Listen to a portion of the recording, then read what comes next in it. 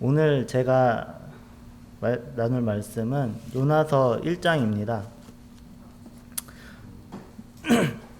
주제는 요나를 통해 보는 우리들을 향한 하나님의 사랑입니다. 본문에 들어가기에 앞서서 요나서의 저자 및 배경 말씀드리겠습니다. 요나서는 호세아부터 말라기에 이르기까지 12권의 선지서 중 하나입니다. 성경에 나온 선지자들은 하나님의 말씀을 전하는 선지자로 나왔지만 요나는 유일하게 자신의 삶과 경험을 전하는 선지자로 나와 있습니다. 요나서의 저자는 누구인지에 대해서는 어디에도 나와 있지는 않습니다만 일반적으로 요나라고 믿고 있습니다. 갈릴리 가드 헤벨 출신의 선지자 요나의 사역은 BC 793년부터 753년까지 북왕국 이스라엘에서 가장 강력한 군주인 여로보암 2세의 통치 시기에 행해졌습니다. 이 당시 니느웨라는 도시는 아수르 제국의 수도로 아수르 제국은 적군을 산채로 가죽을 벗기고 두개골을 쌓는 등 끔찍한 일을 행하는 매우 잔인한 나라였습니다. 이를 바탕으로 근동에서 다른 여러 나라들 위에 군림하는 나라였고 북왕국 이스라엘도 그중 하나로 아수르에 조공을 바쳤습니다. 아수르 제국에서의 요나의 사역은 비교할 만한 역사적 자료가 부족하지만 아수르의 비문을 통해서 이 시기의 많은 사건들이 요나서의 내용과 일치하며 왕후 세미라미스와 그의 아들 아닷니랄이 3세의 공동 통치 기간에 얼마간 일신론을 받아들이는 변화가 있었는데 그것이 요나의 사역의 결과는 아닐까 하는 학자들의 견해도 있습니다. 이런 시대에 살고 있던 요나 선지자에게 어느 날 하나님께서 말씀하셨습니다. 제가 읽도록 하겠습니다. 여호와의 말씀이 아미떼의 아들 요나에게 임하니라. 이르시되 너는 일어나 저 큰 성읍 니느웨로 가서 그것을 향하여 외치라. 그 악독이 내 앞에 상달되었음이니라 하시니라. 1절은 선지자들에게 익숙한 표현인 여호와의 말씀이 땡땡땡 요나에게 임하니라 라는 말씀으로 시작합니다. 이 표현은 구약 성경의 예레미야나 에스겔의 예언에 주로 쓰이는 표현이지만 아브람, 나단, 다윗, 솔로몬, 예후 등 알려진 사람들과 잘 알려지지 않는 사람들에게도 쓰였습니다. 이것을 볼 때 예언은 미래적인 사건만을 의미하는 것이 아니고 예언이란 하나님의 마음을 전달하고 현재 상황이나 미래 사건과 연관해서 하나님의 계획을 선언하는 일이라는 것을 알게 됩니다. 요나서는 선지자 요나를 통해서 하나님의 계획을 보는 소선지서임이 분명합니다. 유대인들은 위대한 이름인 여호와의 뜻을 입으로 발설할 수 없어 예배드릴 때 아도니아라는 이름을 바꾸어 부를 정도였는데 요나서에서는 이 위대한 이름인 여호와가 짧은 4개의 장에서 26회나 나옵니다. 모든 장면마다 하나님께서 요나와 함께했다는 것을 알 수 있습니다. 2절은 일어나라라는 말이 있습니다. 이 말은 구약 신약에서 하나님께서 사용하신 명령의 말씀으로 예레미야, 빌립, 다소의 사울 등에게 쓰였습니다. 그런데 다른 이들과 요나의 차이점이 있다면 예레미야나 이사야는 하나님의 명령을 받기 전 사전에 충분한 격려를 받았고 요나는 그렇지 않았다는 것입니다. 이사야는 영광의 광경을 보았고 예레미야는 그가 주저하고 무력감을 느낄 때 여호와께서 격려해 주셨지만 요나는 그러한 것이 없었습니다. 단 요나는 일찍이 이스라엘을 향해 성공적인 선지자 사역을 담당했음을 어렴풋이 알 수 있는데 사무엘 열왕기하 14장 23절부터 25절을 찾아보도록 하겠습니다. 열왕기하 14장 23에서 25절입니다.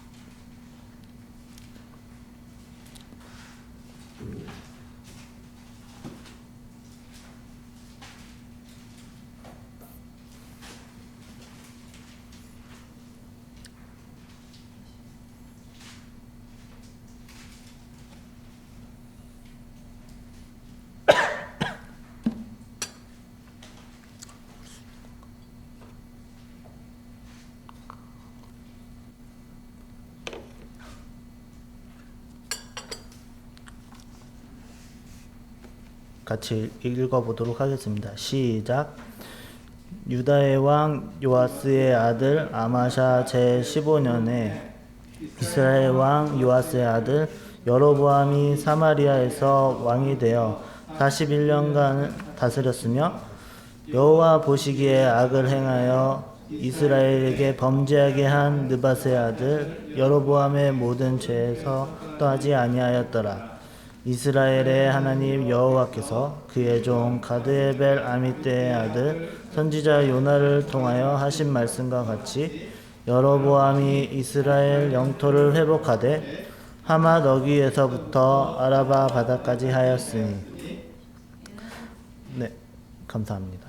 이 말씀으로 미루어 보아 요나는 하나님의 충실된 종으로서 선지자의 역할을 엄청 잘 해낸 사람으로 보입니다. 그렇기 때문에 예레미야나 이사야처럼 사전에 어떤 무언가 없더라도 선지자의 역할을 잘 해낼 것처럼 여겨졌을 것입니다. 그런 요나에게 어느 날 갑자기 하나님께서 명령을 내리신 것입니다.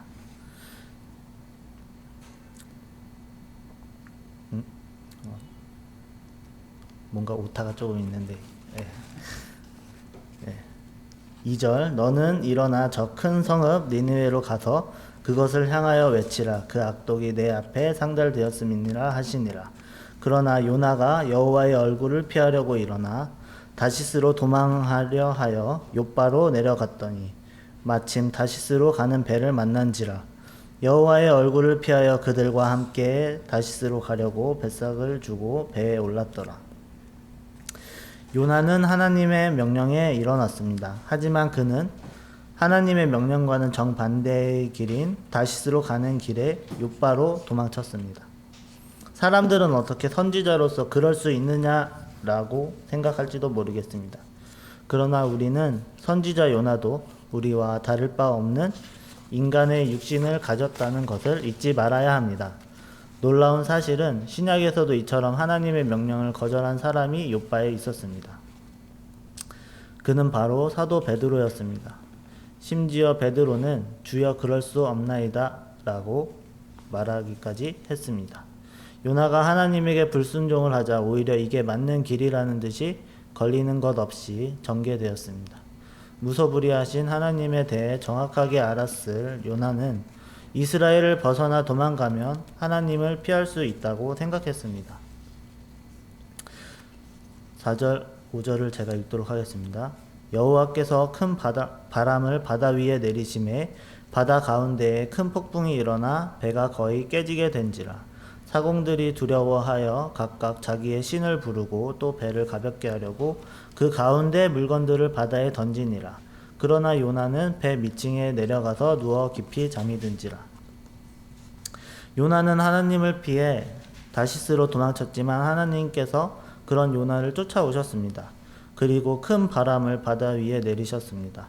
많은 항해를 거치며 폭풍을 만난 선원들이었지만 난생 처음 본 폭풍은 그들이 아는 신에게 기도하게끔 만들었습니다. 이러한 선원들의 행동은 천성적으로 모든 사람의 품속에 하나님이 계시다는 확신이 들게 만듭니다. 한편 하나님을 피해 다시스로 향하는 배를 탔지만 요나는 불안했는지 배 밑층으로 내려갔습니다. 그리고 그제서야 안심이 되었는지 깊이 잠이 들었습니다. 우리 중에 누구든지 자기를 위하여 사는 자가 없다라는 로마서 14장 7절 말씀은 한 사람의 행동이 그 한 사람에게만 영향을 미치는 것이 아니라 다른 사람들에게 얼마든지 영향을 미칠 수 있다는 것을 보여줍니다. 이것은 아담의 불순종, 아간의 불순종을 통해서도 입증된 원리입니다. 하나님의 명령에 불순종한 요나는 그가 잠을 자는 순간에 얼마나 많은 배들과 사람들이 자신으로 인해 폭풍에 휩쓸렸는지 알지 못하였습니다. 6절, 7절, 6절부터 10절까지 제가 읽도록 하겠습니다. 선장이 그에게 가서 이르되 자는 자여 어찌함이냐 일어나서 내 하나님께 구하라. 혹시 하나님이 우리를 생각하사 망하지 아니하게 하시리라 하니라. 그들이 서로 이르되 자 우리가 제비를 뽑아 이 재앙이 누구로 말미암아 우리에게 임하였나 알아보자 하고 곧 제비를 뽑으니 제비가 요나에게 뽑힌지라.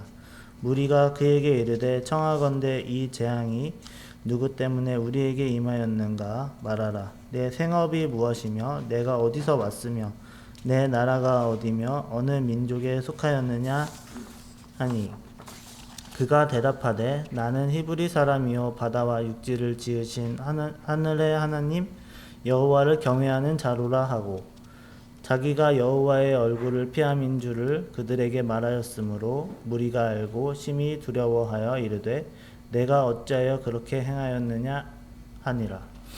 6에서 7절을 통해서 선원들은 자신들에게 닥친 이 폭풍이 결코 자연 발생적이 아니라고 생각하였습니다.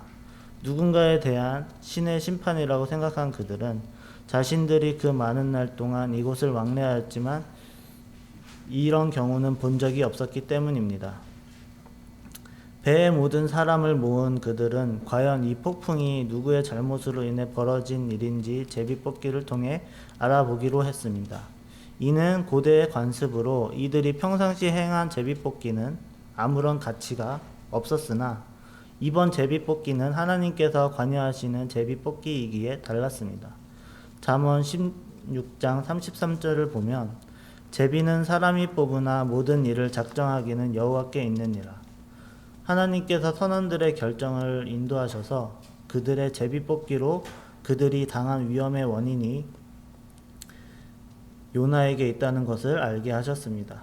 제비뽑기로 요나가 뽑히자 선원들은 요나를 즉각적으로 정죄하지 않고 그가 누구인지 도대체 무슨 짓을 저질렀기에 이런 일이 그로 인해 발생했는지 물었습니다. 요나는 그들의 물음에 담대하게 9절의 말씀으로 자신을 소개했습니다. 그리고 10절을 통해 자신이 경외하는 하나님께 자신이 불순종하였다고 그들 앞에서 고백했습니다. 사람들은 요나가 경외하는 하나님께 두려움을 느끼면서 그 하나님에게 잘못을 저지르는 요나를 이해할 수 없었습니다. 문제를 찾은 사람들은 문제의 원인인 요나에게 문제의 해결 방안을 물었습니다. 제가 11절 읽도록 하겠습니다. 바다가 점점 흉흉한지라 우리가 그에게 이르되 우리가 너를 어떻게 하여야 바다가 우리를 위하여 잔잔하겠느냐 하니 사람들은 폭풍성에서 두려움을 느끼면서도 요나에게 함부로 하지 않았습니다. 여기서 저희에게 교훈이 있습니다. 즉 잘못을 저지른 사람들을 부드럽게 대해야 하며 잘못을 저지른 사람의 회복을 위한 다른 방안이 있다고 할 것 같으면 가혹하고 갑작스러운 판단을 내리는 것을 유보해야 한다는 것입니다. 그러나 상황은 언제나 기다려주지 않습니다. 12절 그가 대답하되 나를 들어 바다에 던지라 그리하면 바다가 너희를 위하여 잔잔하리라 너희가 이 큰 폭풍을 만난 것이 나 때문인 줄을 내가 아노라 하니라.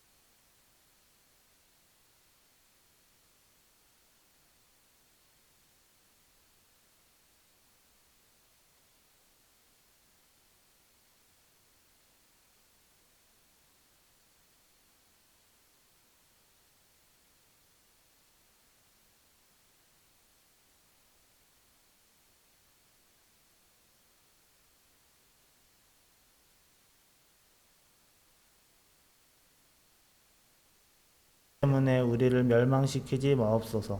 무지한 피를 우리에게 돌리지 마옵소서. 주 여호와께서는 주의 뜻대로 행하심이니이다 하고 요나를 들어 바다에 던짐에 바다가 뛰노는 것이 곧 그친지라. 요나의 희생으로 폭풍이 가라앉고 사람들은 죽음의 위기에서 벗어날 수 있었습니다.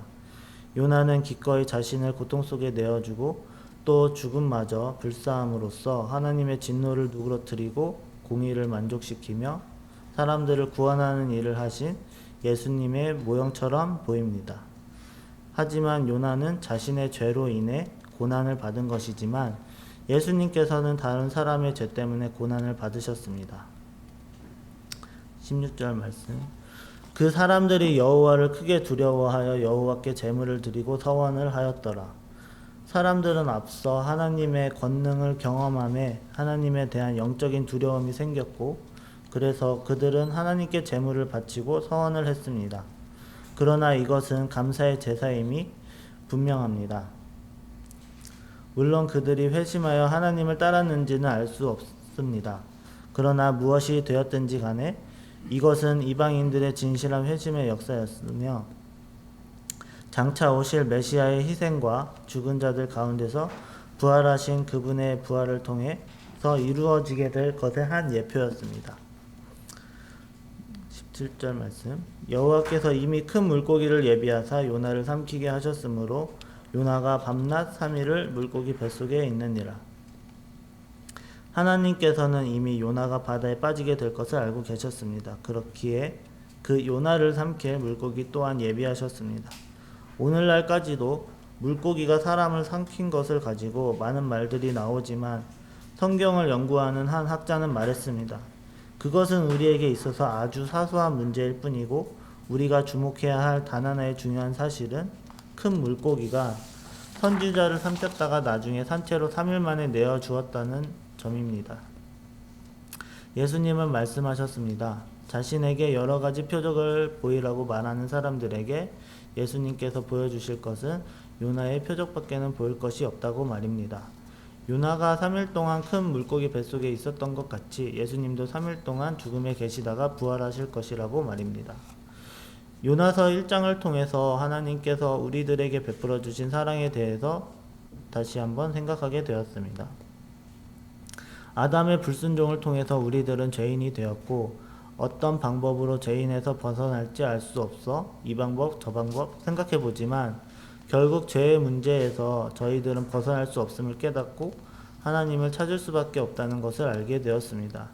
그런 저희들의 기도를 하나님께서 들어주셨고 이 땅에 저희들의 죄를 해결해 주실 예수님을 보내주셨습니다. 예수님께서는 저희들을 위해서 아무런 죄가 없으심에도 불구하고 하나님의 말씀에 따라 십자가에 못 박히시고 보혈로 저희들의 죄를 대속하여 주셨습니다. 그리고 그것을 믿는 자마다 영생을 주신다고 말씀해 주셨습니다.